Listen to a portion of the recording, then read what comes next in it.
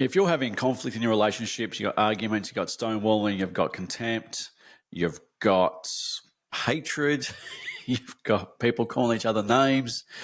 If you're trying to fix it and you're trying to solve it, but nothing works, you're watching videos, you're doing attachment styles, you're doing love languages, you're seeing a therapist and it's still not working, there's a reason for it. It's because people aren't telling you how to have a conversation with people or how humans work, right? This is why what I do is very, very different to most therapy out there, is that if you want to have a healthy relationship and stop all the conflict, you have to understand this one basic truth about how humans work. Every single human being, every decision they make in life is driven from three things, which is your hormones, your emotions, and your feelings. And then you justify it with logic. But what everyone's trying to do these days is trying to influence behavior change in people or communicate or to have an argument or a discussion through your logical brain, because that's what works at work and it doesn't work between human beings. So what do I mean by this? There is one simple thing I get my clients to do when they do come and see me about how to understand this, something very, very simple you can do, right? So if you've got something you want to say to your partner, and I want you to understand that from a hormone perspective, to get a positive outcome, you need to hit one of these four hormones, either dopamine, serotonin, oxytocin, or vasopressin, right? One of those four, or a combination of the four, or whatever you want to do, right? That will actually get the person to open up and have a conversation with you. If, on the other hand, you elicit stress hormones, which is adrenaline, cortisol, epinephrine, all that kind of stuff, right?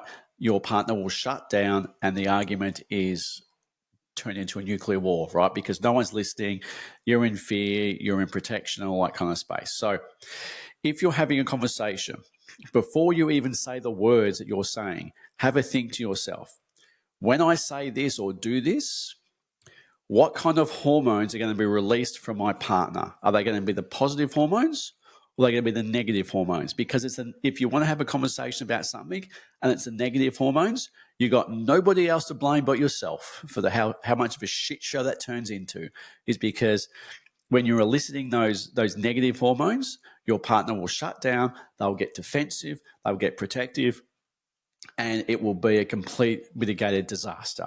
And then you go, well, I was just trying to put my point across, but humans don't behave like this. We are emotional, feeling, hormonal beings. We make every single decision on the planet, from the coffee we drink, to the car we drive, to the house we buy, to the clothes we wear. Every single decision is driven from an emotion and a hormone. And if you don't understand that, you're wasting your time with trying to even talk to your partner. And one of the first things you can do to dramatically change the way that your relationship and your communication is working is to sit there and go, by me saying this or doing this, what am I going to get, or what's my partner going to release as far as hormones go, which then release into emotions and feelings, right? Which then dictate action after that. And if you say, okay, right, this is going to release dopamine or this is going to release oxytocin, and right, okay, game on, you can have a conversation then.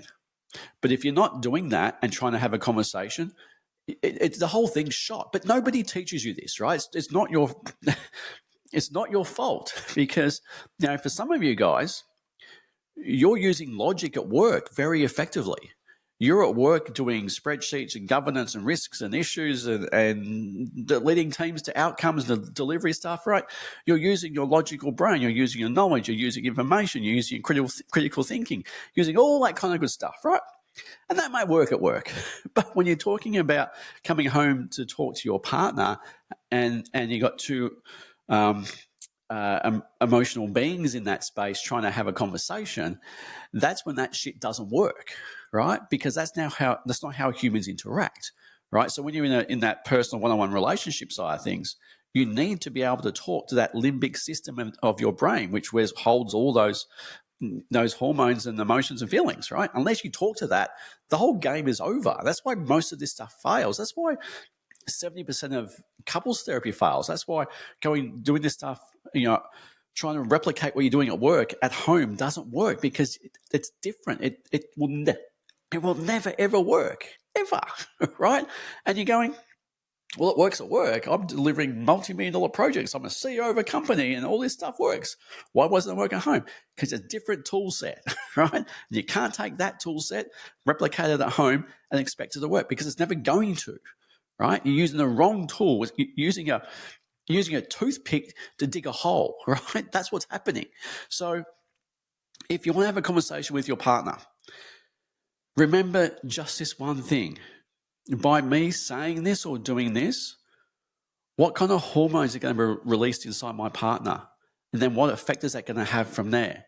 Because if you want to have a good outcome, you need to release the right hormones. If you want to have a shit outcome, go and release the stress hormones.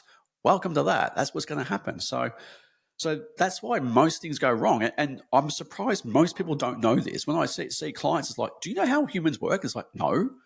Well, no wonder half your shit's going wrong, because no one's telling you the right stuff. No one's telling you how to really communicate with another human being and expecting it to work, right? That's why all this therapy shit fails, right? So anyway, enough of me ranting. Try it at home. Really try it and see how the difference it makes to your communication, because it will turn it around 180 degrees, and you'll have great communication. You'll get the right hormones, and then you get oxytocin comes in. That's the trust stuff. You get vasopressin about, protection, and all of a sudden your whole relationship changes, because you're speaking to the part of the brain that influences behavior change, and you've done one very simple thing. So, guys, if you want to learn this stuff, you want to change your relationship, I've got a link down below. Reach out.